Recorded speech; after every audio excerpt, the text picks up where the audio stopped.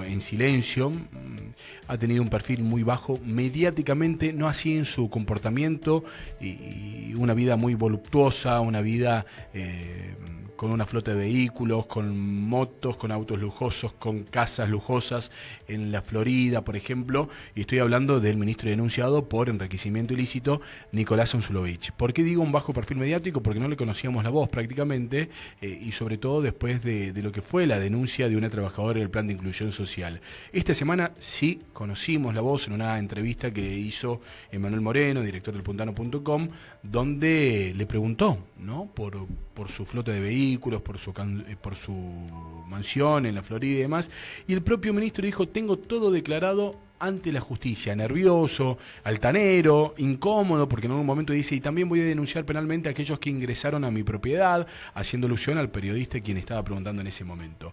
Quien es un observador, un hombre de la política y de la realidad de San Luis, y que siempre hablamos algunos temas puntuales. Hoy queríamos hablar de este tema con Juanjo Laborde Ibarra, ex legislador provincial, y a quien saludamos y le digo buenas tardes. Juanjo, ¿cómo estás? Buenas tardes, Emiliano, gracias por llamar. No, por favor, gracias a vos por la buena predisposición, como siempre. Bueno, primero preguntarte si viste el video y qué te pareció las declaraciones en un tema tan sensible como enriquecimiento ilícito para un funcionario público del ministro Onzulovich. Bueno, vi el video, he visto otras investigaciones que se han hecho. No soy conocedor de la cuestión concreta de lo que se lo acusa, pero sí te puedo decir cómo funciona el mecanismo desde el punto de vista judicial de lo que se lo acusa. Ahí se lo acusa de tener un cambio patrimonial apreciable en el ejercicio de la función pública. Y para poder ser claro en mi pensamiento, en mi reflexión, a mí me gustaría si podés despersonalizarlo. Es decir, bien, un funcionario público está sometido por imperio no solo de la legitimidad democrática, porque los funcionarios todos son puestos en ese cargo por mandato popular y deben rendir cuenta de sus actos. Si en esa trayectoria, en el ejercicio de la función pública, tienen un comportamiento que llame la atención, al menos desde su situación económica patrimonial, pueden ser investigados, y en este caso concreto que vos estás hablando, evidentemente alguien ha hecho una denuncia, y aparentemente, por la información que circula, es que ha tenido un cambio patrimonial apreciable en el ejercicio de la función, y que ese nuevo patrimonio no se compadece proporcionalmente luego con los ingresos que tiene. Entonces, en ese supuesto se produce una investigación previa que la hacen los fiscales, el Poder Judicial, llega a una especie de verificación del cambio patrimonial y de la relación con los ingresos, y si el fiscal llega al convencimiento que el nuevo patrimonio no se compadece proporcionalmente luego con los ingresos, hace lo que se llama el requerimiento, lo requiere a este funcionario público que pruebe cuál ha sido el origen, desde luego lícito, de ese cambio patrimonial. El delito de enriquecimiento ilícito, previsto en el artículo 268 del Código Penal, es el único delito donde se invierte la carga de la prueba, el principio de inocencia. Es decir, en principio todos somos inocentes hasta que se nos demuestre lo contrario. Ese es el principio general en materia judicial, y en este delito es el único donde, acusado el funcionario y habiéndose demostrado, obviamente a través de una investigación que hace la propia justicia, de que hay un cambio patrimonial que no se compadece con los ingresos, debe ser el funcionario quien debe probar la licitud de su cambio patrimonial. A diferencia de los otros delitos, donde el que acusa debe probar que esa conducta de esta persona acusada ha sido hecha de una manera ilegal. Bueno, este es el caso. Entonces, el funcionario, este ministro, ha declarado que ya ha hecho, por lo que yo he escuchado, las presentaciones en la justicia, y me llamó la atención porque hay información contradictoria. Tengo entendido, corregime, que la denuncia la hizo una señora bajo el patrocinio del doctor Rafael Berrueso, que es un conocido profesional del derecho penal, de su especialidad del derecho penal, y mientras el funcionario hacía esa declaración, el doctor Berrueso decía lo contrario, es decir, que en la documentación existente en ese expediente judicial, en ningún momento las presentaciones que invocaba este funcionario habrían sido hechas, salvo, dice, a modo, creo yo, de una ironía, que haya otro expediente que no es el nuestro.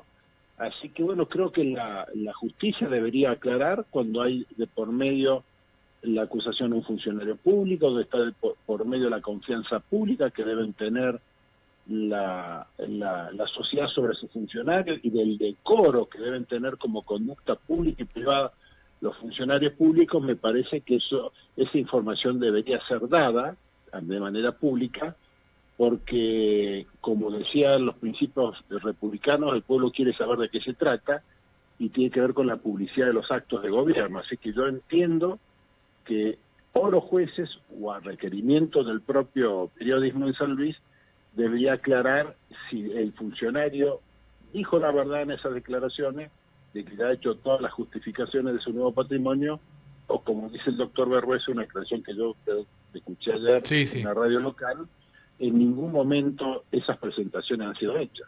Porque entre otras cosas llamaba la atención un proceso de acusación de enriquecimiento ilícito de un funcionario que es muy lento, porque hay toda una serie de pruebas que hay y de peritajes que hay que hacer, y según tengo entendido la denuncia ha sido hecha en los últimos 40, 50 días, que no es lo normal en una causa de este tipo. Sí, no solamente la denuncia, sino la denunciante ratificó la denuncia, ¿no? Cuando hablamos de enriquecimiento ilícito, Juanjo, estamos hablando de alguna manera de actividades o comportamientos delictivos con los fondos o bienes públicos. ¿Crees que la justicia debería darle cierta celeridad, que es mucho más sensible este tipo de denuncias de enriquecimiento ilícito en términos generales? Mira, yo creo que el principio judicial de que toda persona acusada debe ser juzgada, investigada a través del debido proceso, con todas las garantías de defensa, pero creo que en la Argentina estas causas deberían ser mucho más rápidas, porque en el medio está el origen de lo que hoy estamos viviendo los argentinos, que el enojo, el hartazgo, esto que algunos llaman la casta, esta descalificación. Y ahí es como hay un viejo refrán que dice, tengamos cuidado que al tirar el agua sucia en la bañera no tiremos también el niño. Por eso yo creo que una cosa es cuestionar el comportamiento poco ético y en algunos casos hasta delictivo de algún funcionario, y otra cosa es tirar no solo el agua de la bañera, el agua sucia de la bañera, sino también el sistema democrático.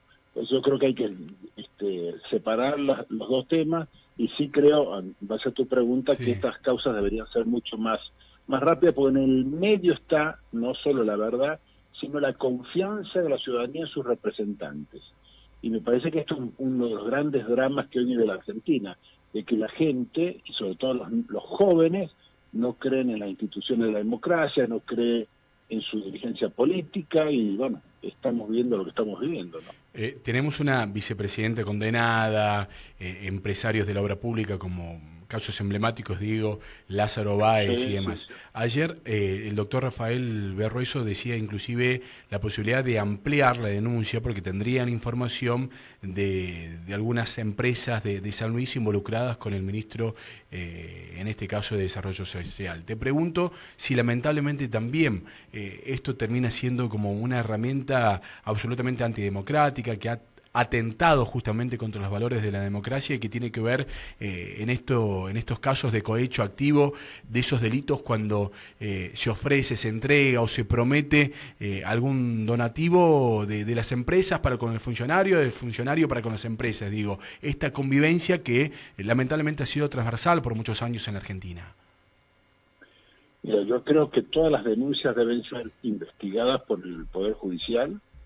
Solamente en un Estado de Derecho el Poder Judicial es que debe hacer las investigaciones y si corresponde las condenas. Creo que hasta el más cuestionable funcionario tiene el derecho de ejercer su defensa en el debido proceso, pero yo diría algo mucho más vinculado al sentido de tu pregunta. Sí. Desgraciadamente en la Argentina, Emiliano, desde hace muchos años, desgraciadamente, se ha popularizado y ha penetrado en toda la dirigencia política y diría también empresarial y hasta sindical la idea o la ideología de que el Estado, cuando hablo del Estado hablo de los recursos públicos, el dinero público, es un botín, que el que llega debe hacer negocios o negociados, y si mientras más rápido los hagas mejor, porque tal vez, dice la ideología esta, que es el núcleo de la corrupción, no sé cuánto tiempo vamos a estar. O sea que la idea es, el mandato esperativo es ahora o nunca. Bueno, esto es lo que hemos visto en la Argentina en los últimos años, en la famosa investigación de los cuadernos, donde las recaudaciones eran mega millonarias. Hemos visto contar, bueno, no digo que sea solamente este gobierno o el anterior, desgraciadamente es una tradición en la Argentina, ya perdida, de que a la función pública se llega para servir. Bueno, en la Argentina de hace muchos años a la función pública se llega para hacer negocios y para salvarse él, la familia, hijos, nietos y bisnietos para toda la vida. Por eso es la idea del botín. Entonces cuando llegan hacen toda clase de negocios. Esto es una de las cosas que hay que erradicar en este país. Vos recién hablamos de la Argentina y en San Luis, digo, a veces por la lentitud de la justicia. Ayer Berroeso hacía, que le llama la atención, ¿no? Después, una vez ratificada la denuncia, más allá de las 2 semanas de feria y demás, por ahí por lo menos lo que se conoce el nulo avance, ¿no? Del proceso de los fiscales y demás. Te hago una pregunta que es macro, te diría, y vos como hombre de leyes y demás, y de la política de San Luis, a partir del próximo 10 de diciembre habrá un nuevo gobierno. ¿Cuál crees que tiene que ser el ABC del gobierno de Claudio Poggi para empezar a restaurar la institucionalidad en la provincia, una palabra que ha sido muy pisoteada en los últimos años de Alberto Rodríguez A? Yo creo que, esto es una opinión personal. Sí, claro, te lo pregunto a vos. Yo creo que Claudio tiene 2 obligaciones, en mi opinión. Una, y que la doy por sentado, que es mejorar sustancialmente la gestión de gobierno, o sea, la prestación de los servicios públicos al ciudadano, ¿no? Mejorar y obviamente hacer transparente el manejo de los recursos públicos, mejorar la educación, construir de manera eficiente, barata y transparente la obra pública a través de licitaciones abiertas, mejorar la salud pública. Creo que hay una cuestión de gestión, que es una cuestión, creo, de urgencia. Claudio ha hablado de que las estadísticas sociales en San Luis le imponen la obligación, no solo política, sino ética, de empezar por el tema de la desnutrición infantil. En San Luis más del 63% de los niños viven en hogares pobres, o sea que están mal alimentados. Ahí hay una urgencia. Pero otro lado yo diría, obviamente simplificando, ya hay otro, que esta es también una opinión personal, creo que la provincia de San Luis tiene que ir a pegar un salto cualitativo en lo institucional, es decir, tomar lo que la experiencia democrática del 83 a la fecha, y te voy a dar un detalle imaginativo. Armemos todos los ciudadanos de San Luis un listado de los apellidos de los gobernadores de la provincia de San Luis electos democráticamente, salvo el periodo 2011-2015, desde el 83 al día de la fecha hay un mismo apellido, Rodríguez A.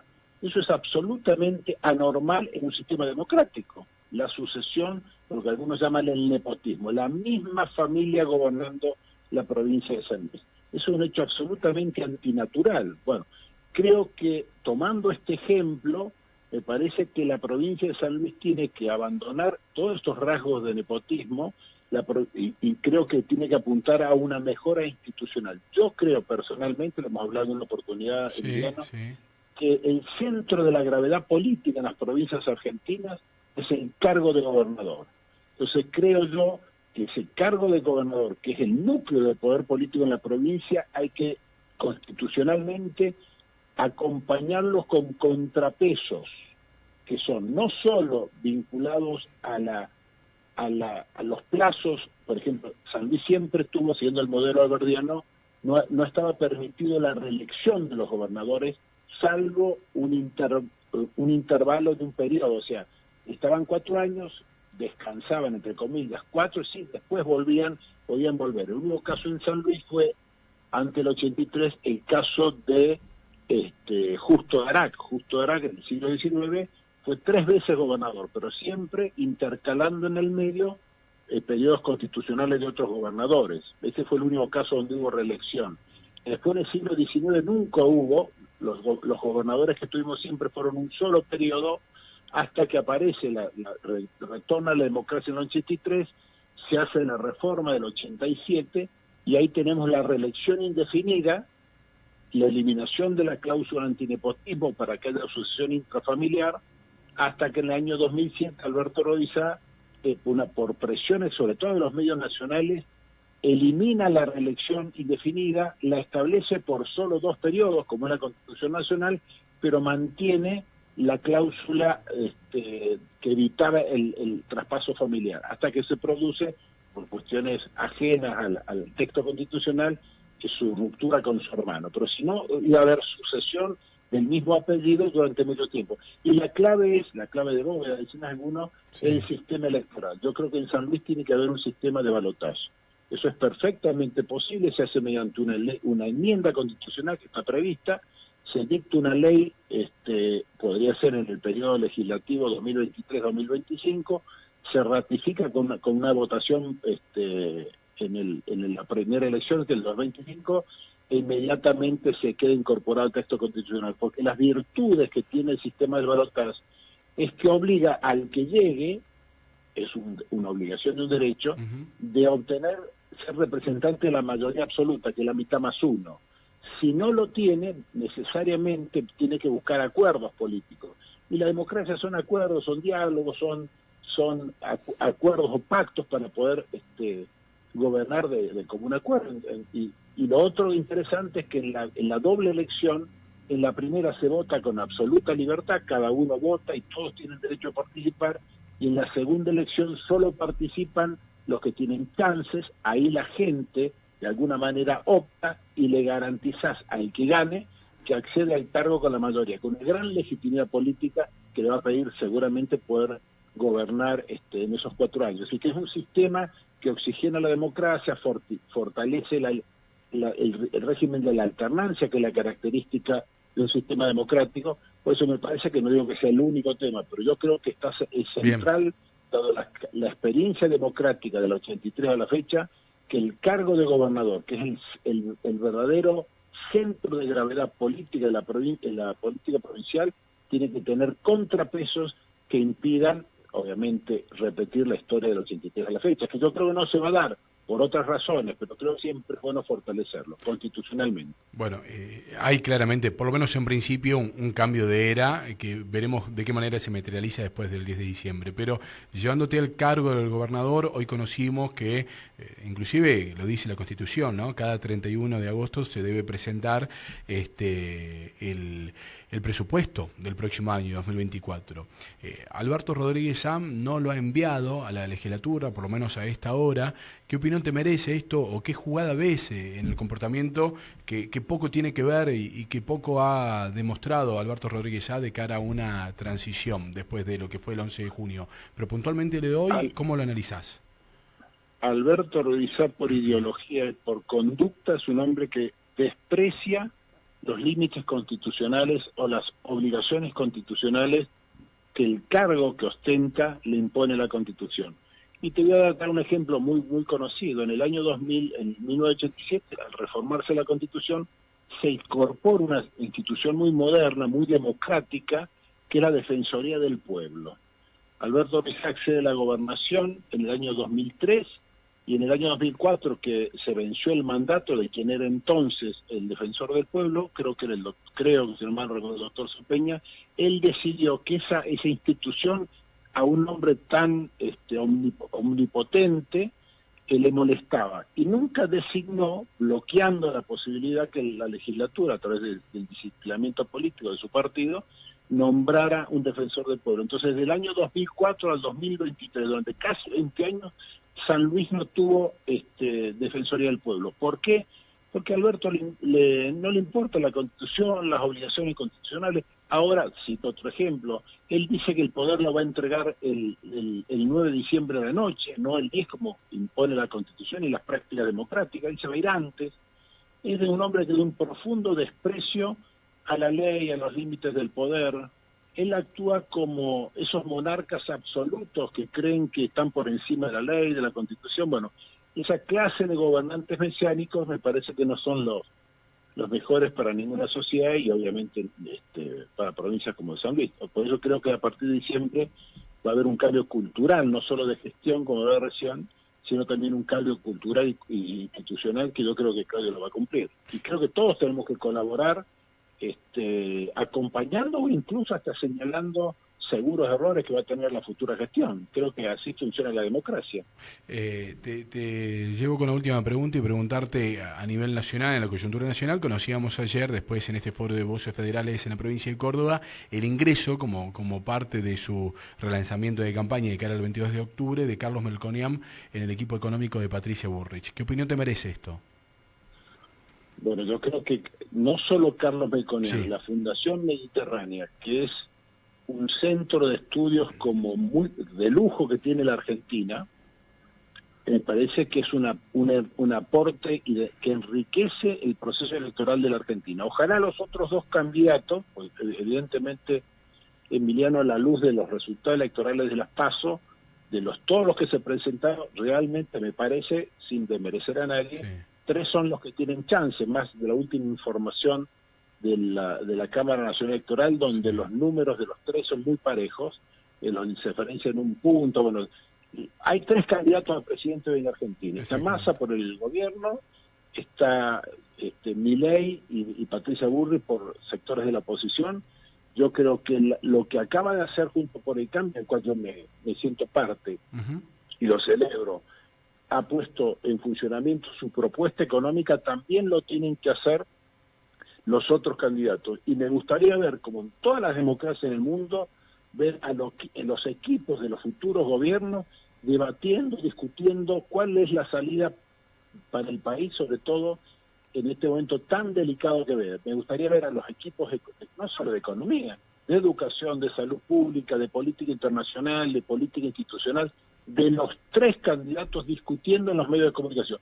No solo el debate presidencial, que me parece en sí un hecho positivo en los últimos años en la Argentina, pero me gustaría fundamentalmente también verlos a los equipos de economía, de salud pública, de educación, debatiendo cómo se sale de esta crisis que vive la Argentina, que es una crisis muy profunda, ¿no? Pero de los 3, yo obviamente tengo simpatías por uno, pero demócrata que es uno, me gustaría ver a todo, porque creo que en la medida que se debatan, la sociedad argentina va a tener mayores elementos de juicio para tener un voto responsable el próximo 22 de octubre, que yo creo que así debería ser. Bueno, da la sensación de que a partir de ahora se va a enriquecer, al menos el debate económico, ¿no? Sí, yo creo, insisto, yo tengo un gran respeto por Melconian, sí. Y sobre todo más por los grupos de técnicos que tiene la Fundación Mediterránea. La Fundación Mediterránea es una fundación que tiene 46 años, se originó y fue auspiciada y financiada por empresarios del interior que tienen una mirada federal, que es un dato no menor a la hora de mirar los problemas del país, de sus soluciones. Generalmente los economistas en la Argentina, cualquiera su ideología, miran mucho desde el puerto, y la Argentina no es el puerto, Argentina no es Buenos Aires, Argentina son las 24 provincias. Me parece que este es un dato que es muy importante en la mirada que tiene la Fundación Mediterránea, que no la tienen otros grupos de estudios, cualquiera su ideología, que lo miran siempre desde Buenos Aires. Juanjo, agradecerte siempre la buena predisposición y todos los conceptos, como siempre muy amable. Listo. Gracias por tu llamado, Emiliano. Saludos a tu audiencia. Gracias. Juanjo Laborde Ibarra, ¿no? Hablando de todos los temas, enriquecimiento ilícito, el tema que realmente ha tenido como disparador esta semana.